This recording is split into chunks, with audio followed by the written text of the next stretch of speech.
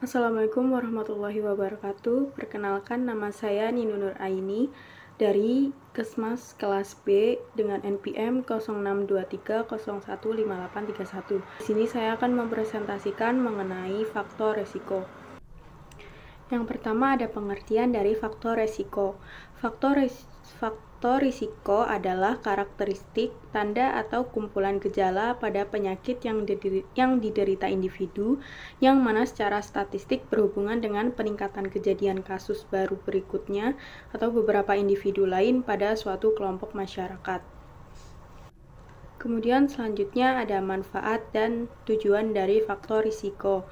Nah, ada pun manfaatnya yang pertama yaitu sebagai peningkatan stabilitas kesehatan, kemudian ada sebagai peningkatan dalam pengambilan keputusan, dan yang terakhir ada sebagai kepatuhan terhadap regulasi. Kemudian tujuan dari faktor risiko itu sendiri yaitu yang pertama untuk meningkatkan keselamatan kesehatan pasien, kemudian untuk mengurangi kesalahan medis, dan untuk membantu stabilitas keuangan.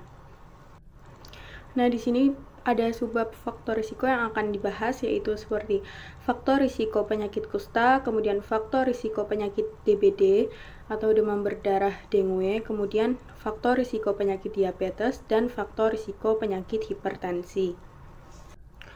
Yang pertama di sini ada faktor risiko penyakit kusta, yaitu kusta merupakan penyakit menular yang bersifat menahun dan disebabkan oleh Mycobacterium leprae yang menyerang saraf tepi, kulit, dan jaringan tubuh lainnya kecuali susunan saraf pusat.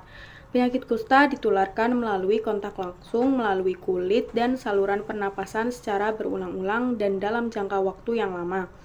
Kemudian faktor risiko penyakit kusta diantaranya yaitu yang pertama kontak serumah dengan penderita penyakit kusta, kemudian terdapat penderita kusta di lingkungan rumahnya atau kontak tetangga, kemudian yang terakhir ada kondisi personal hygiene yang buruk.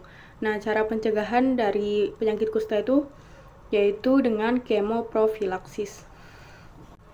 Kemudian yang selanjutnya ada faktor risiko DBD.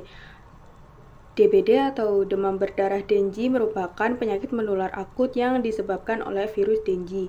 Demam berdarah Dengue ialah tipe penyakit arbovirus yang didapatkan dari dua jenis nyamuk, yaitu Aedes albopictus dan Aedes aegypti. Faktor risiko DBD yang dapat menyebabkan seseorang terkena DBD yaitu klimatologi, sosiodemografi, lingkungan, dan pengetahuan serta perilaku pencegahan. Kemudian ada pun cara pencegahan demam berdarah Dengue yaitu diantaranya dengan menjaga kebersihan rumah, kemudian memakai jaring atau kelambu anti nyamuk, hilangkan tempat perindukan nyamuk atau usahakan tidak ada genangan air dan tidak banyak pakaian menggantung. Kemudian faktor risiko diabetes. Diabetes merupakan penyakit tidak menular yang cukup serius di mana insulin tidak dapat diproduksi secara maksimal oleh pankreas. Saat ini, diabetes mellitus tipe 2 yang banyak terjadi tidak hanya pada orang dewasa saja, tetapi pada usia anak dan remaja juga semakin meningkat. Faktor risiko terjadinya diabetes mellitus tipe 2 terdiri dari dua, yaitu faktor yang tidak dapat dimodifikasi dan faktor yang dapat dimodifikasi. Faktor risiko yang dapat dimodifikasi adalah seperti umur, jenis kelamin, dan faktor keturunan. Kemudian faktor risiko lain yang dapat dimodifikasi adalah faktor pola makan, kebiasaan merokok, dan lain sebagainya. Oleh karena itu, faktor risiko dapat diminimalisir dengan pola hidup sehat.